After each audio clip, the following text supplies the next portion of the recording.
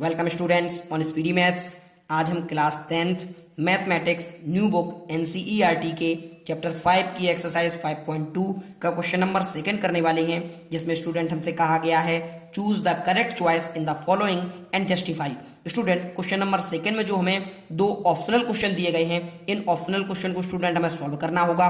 Solve करने के बाद हमें जो करेक्ट आंसर होगा उसे स्टूडेंट हमें चूज करके टिक करना होगा। तो चलिए स्टूडेंट सबसे पहले फर्स्ट वाले क्वेश्चन पर चलते हैं, जिसमें कहा गया है 30 टर्म ऑफ एपी 10 7 4 8। स्टूडेंट जो हमें अर्थमेटिक प्रोग्रेशन दी गई है, इस अर्थमेटिक प्रोग्रेशन की हमें 30 टर्म को लिखना होगा। तो आई होप स्टूडेंट आप क्वेश्चन को समझ गए होंगे। तो चलिए सॉल्व करते हैं। तो सबसे पहले आप लिखिएगा सॉल्व फर्स्ट। आपकी जो अर्थमेटिक प्रोग्रेशन स्टूडेंट आपको दी गई है, आप उसे नोट कर लीजिएगा 10 7 4, और इसी हिसाब से स्टूडेंट ये आपकी आगे बढ़ती है। आप सबसे पहले यहाँ पर ये आपकी फर्स्ट टर्म है, जिसे आप ए से डिनोट करते हैं, तो ए की वैल्यू को आप लिख लीजिएगा। जो आपका कॉमन डिफरेंस डी का फॉर्मूला होता है स्टूडेंट T2 माइनस T1, तो यहाँ से आप डी की वैल्यू को फाइंड कीजिएगा।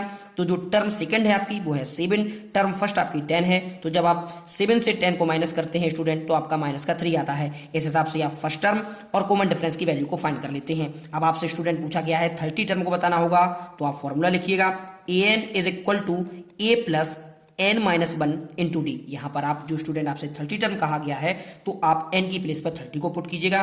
तो a30 is equal to a plus 30 minus 1 into D. अब आप वैल्यू को पुट कीजिएगा स्टूडेंट। जो आपकी ए की वैल्यू है आप वहां पर 10 को पुट कीजिएगा।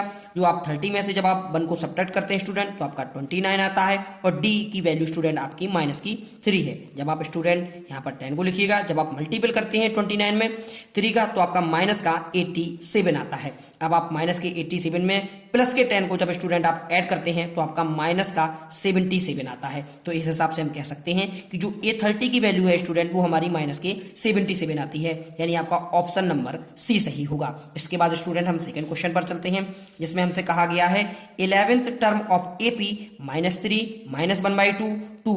स्टूडेंट जो हमें न्यू अर्थमेटिक प्रोग्रेशन दी गई है, इसके लिए 11th टर्म को फाइंड करना होगा। तो आप स्टूडेंट यहाँ पर गौर कीजिएगा, आप सॉल्व डाल लीजिएगा सॉल्व सेकेंड। यहाँ पर आप जो आपकी वैल्यूज दी गई हैं स्टूडेंट, उसे आप लिखिएगा। तो यहाँ जो फर्स्ट टर्म है वो उसे हम ए से डिनोट करते हैं, तो ए की वैल्यू स्टूडेंट हमारी माइनस की 3 होगी। ठीक इसी प्रकार से जब हम कॉमन डिफरेंस की वैल्यू को स्टूडेंट फाइंड करते हैं, तो डी की वैल्यू होती है T2 माइनस T1। तो यहाँ पर टर्म 2 है स्टूडेंट, वो आपकी माइनस के 1/2 है, और जो टर्म फर्स्ट स्टूडेंट वो माइनस के 3 है। तो आप यहाँ पर माइनस के 3 को नोट कर लीजिएगा।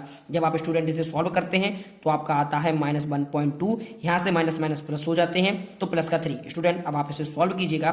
तो जब आप सॉल्व करते हैं, एलसीएम आपका 2 आएगा, यहाँ पर माइनस का 1, और यहाँ पर आप 2 का मल्टीपल करेंगे, तो 3 2 6 होता है। 6 में से स्टूडेंट जब आप 1 को सब्ट्रैक्ट करते हैं, तो 5/2 आता है। इस हिसाब से हमें फर्स्ट टर्म और कॉमन डिफरेंस की वैल्यू को हम फाइंड कर लेते हैं। अब आप स्टूडेंट फॉर्मूला लगाइएगा।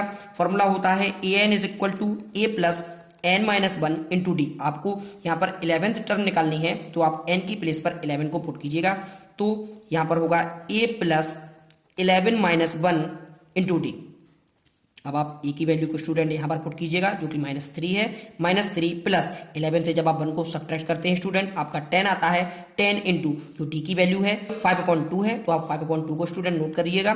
तो आप 2 से कट करिएगा, 2 5 जा 10 होता है। जब आप स्टूडेंट मल्टीपल करते हैं, तो 5 5 जा 25 होता है। जब आप स्टूडेंट 25 से 3 को सब्ट्रैक्ट करते हैं, तो आपका 22 आता है, वो भी पॉजिटिव, यानी कि आपका जो ऑप्शन नंबर बी है स्टूडेंट, ये सही है। आई होप आप इस क्वेश्चन के कॉन्सेप्ट को समझे होंगे। अगर फिर भी कोई भी प्रॉब्लम है, तो आप कमेंट बॉक्स के जरिए से स्टूडेंट पूछ सकते हैं। आपने पूरा वीडियो देखा, इसके लिए बहुत बहुत धन्यवाद। Thank you.